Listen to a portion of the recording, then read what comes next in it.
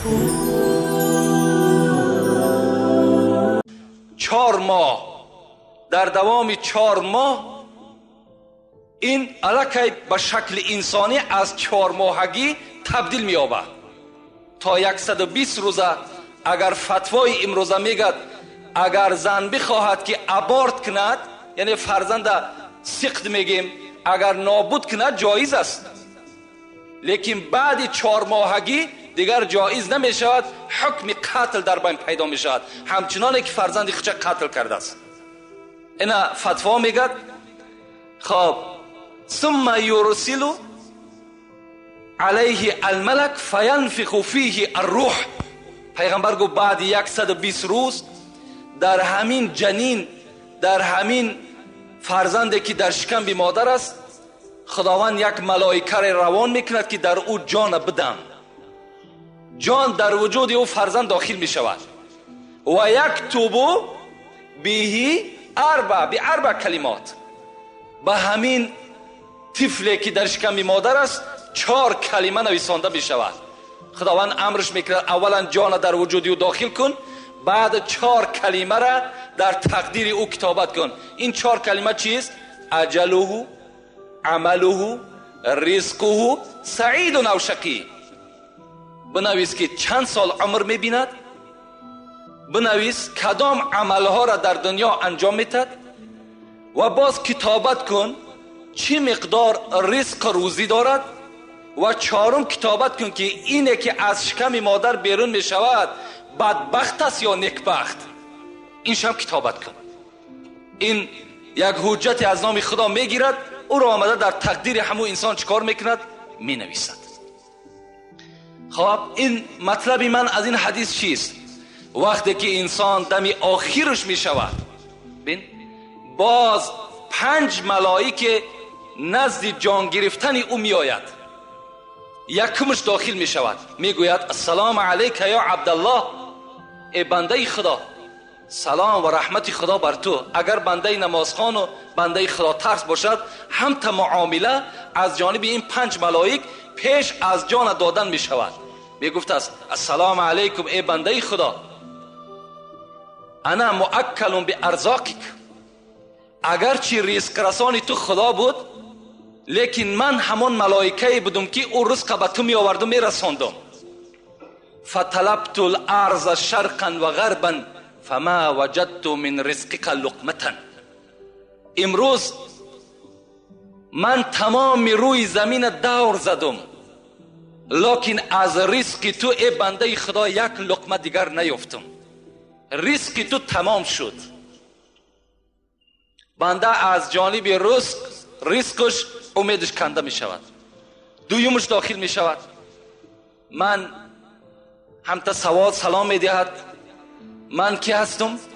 من همان ملائکه هستم که بر نفسهای تو وابسته بودم، که نفس تو را بیرون می بردم، درون می دراوردم. امروز هر چی که کافتم دیگر از نفس تو دیگر نفس نیافتم. یعنی نفس های تو هم چی شد؟ تمام شد. رزق تو تمام شد، نفس تو تمام شد. داخل می شود دیگرش. من وابسته بر نوشیدن آبهای تو بودم. امروز بالای زمین دور زدم، برای نوشیدن تو یک قطره آب نیافتم. امیدت ای بنده خدا از نوشیدنم کنده شود. از نوشیدنم بنده در او حالت چی می شود؟ امیدش کنده می شود. دیگرش داخل می شود، می گوید من وابسته بر قدم های تو بودم، که قدم تو را پیش می بردم پس می بردم به حکم خدای تو. امروز بالای زمین دور زدم، لیکن در هیچ جا دیگر تو قدم زدن نمی توانی. قدم تو هم کنده شد.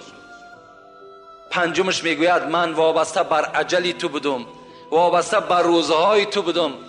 امروز هر چی که سراغ کردیم بالای زمین دیگر از حیات تو هیچ روزی نیافتم.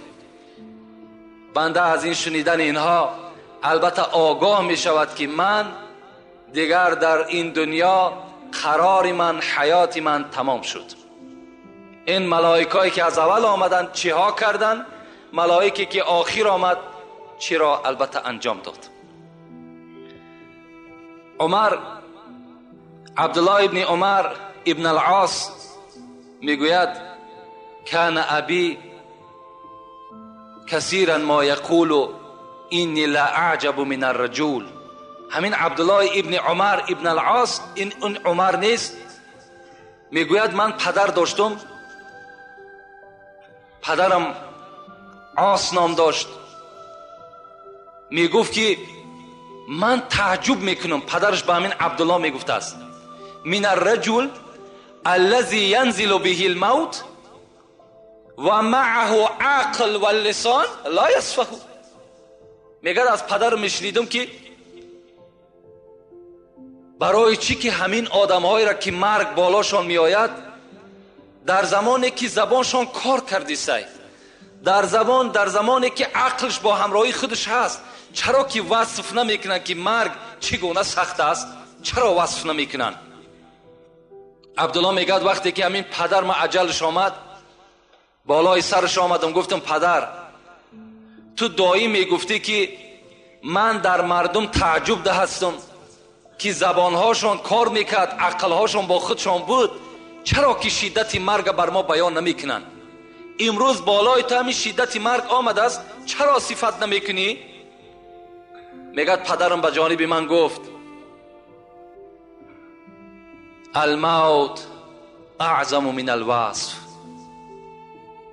عبدالله گفت در حقیقت من میگفتم که چرا مردم وصف نمیکند، لیکن این شدت مرگ، بزرگی مرگ از وصف کردنم بالا بوده است، این را وصف کردن نمیشید است.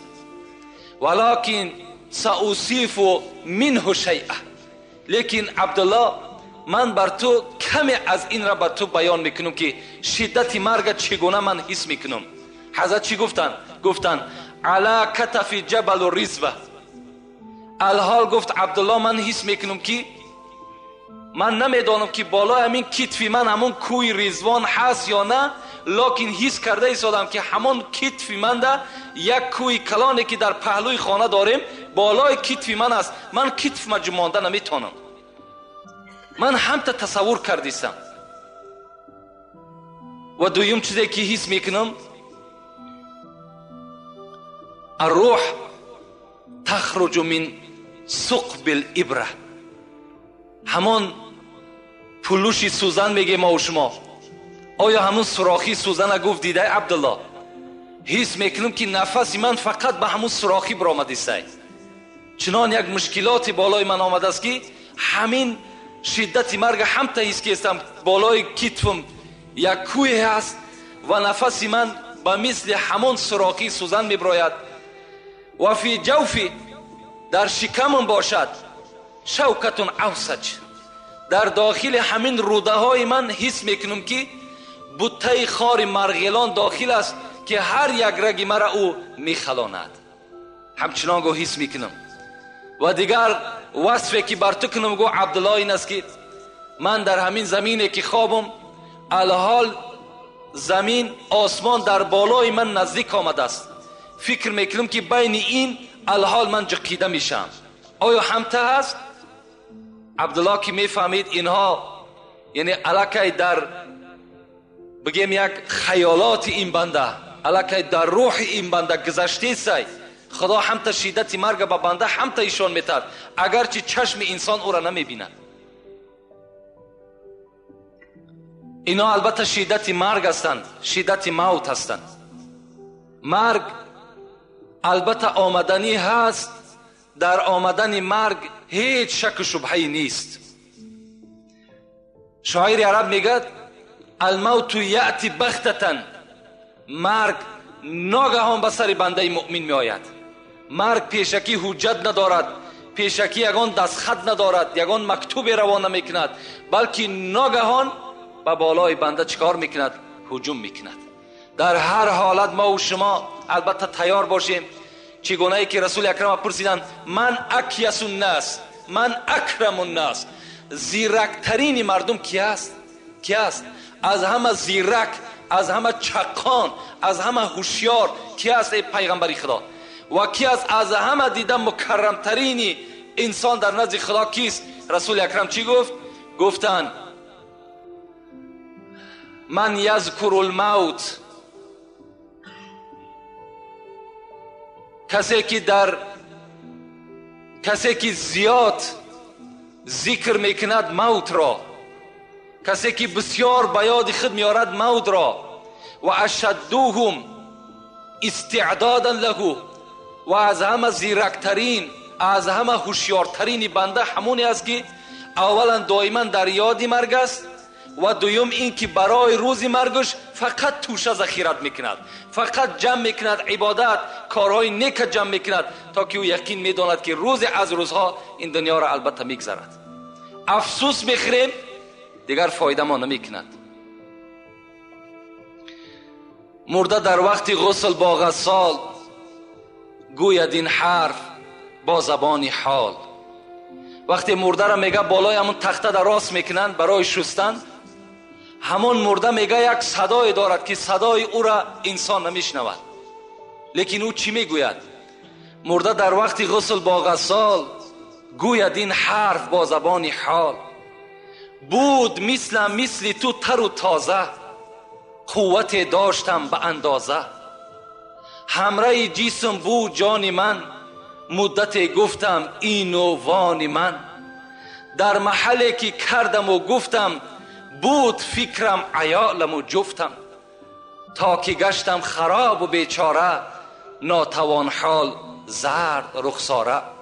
حضرت میگد به سوی همون غسال همین گپا را میگفت است که ای غسال، من هم مثل تو تر و تازه بودم، من هم مثل تو قوت داشتم، مثل تو حرکت کننده بودم.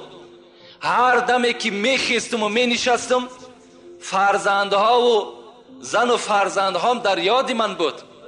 حتی چنان مهنت زحمت برای من فرزند کودکام کردم که این چهره زردی که از من میبینی همه این برای فرزند زن است. مهنت ها میکردم، لکن امروز چیکار کنم که مرگ بالای من آمد و مرا بالا برای شستن آماده کردن. من خود دیگه غیرتی ندارم که بدنی خود بشم. میروم برای زیمو باریک، در دوام میگفته است، میروم برای زیمو باریک، میدرایم به خانه تاریک. البته راه میرم که خیلی راهی باریک است.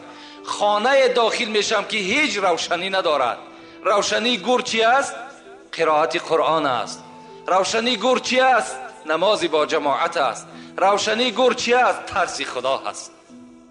میروم برای زیمو باریک، میدرایم به خانه تاریک. این همه در مقام میماند، سر تنهام میفرستاند. همه آن چیزایی که من در دنیا ذخیره کردم، همه آن چیزایی را که من توپ کرده جمع کردم، همه این در مقام میماند، سر تنها میفرستاند. سر تنهای مرا میفرستاند. در دوام گفت آنچه بگذشت وقتی جان دادن، شرح آن را خدای داند من. آن چیزی که وقتی جان دادن من گذشت، این را بجز خدا و بجز من دیگر هیچ وصف کردنش ناممکن است.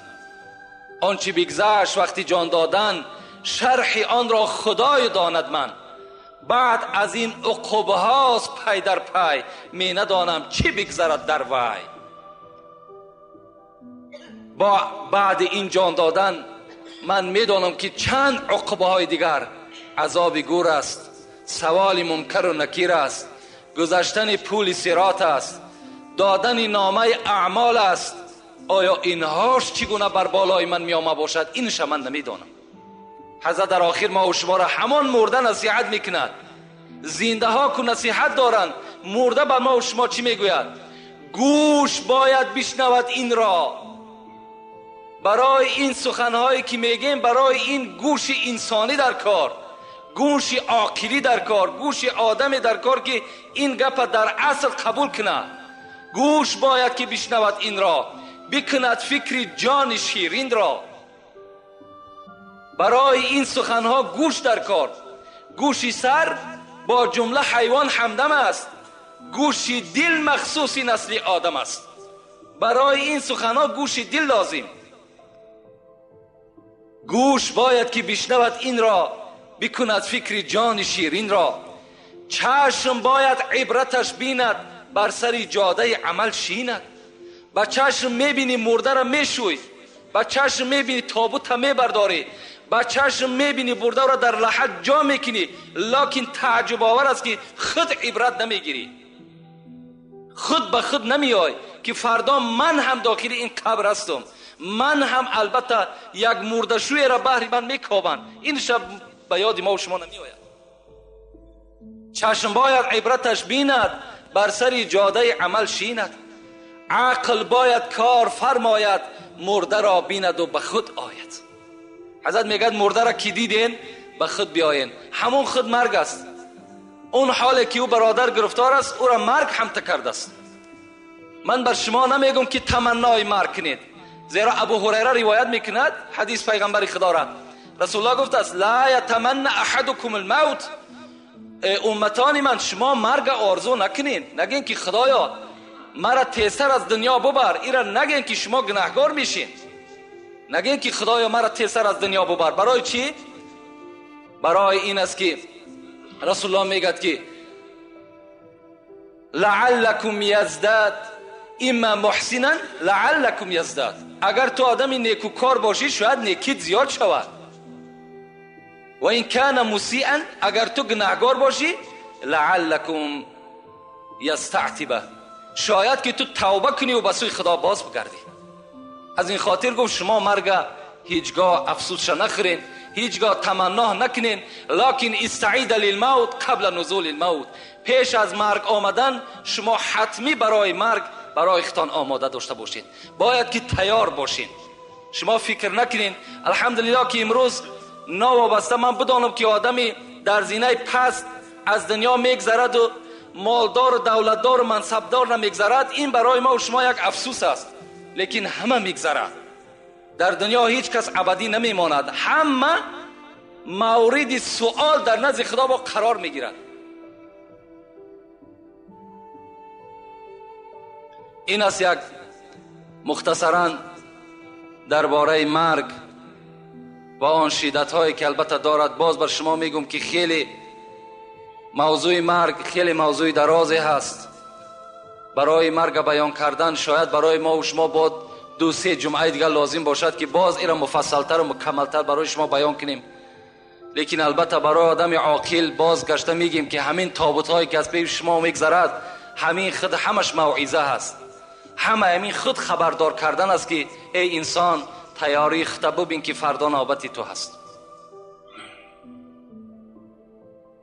و آخر دعوانا ان الحمد لله رب العالمین.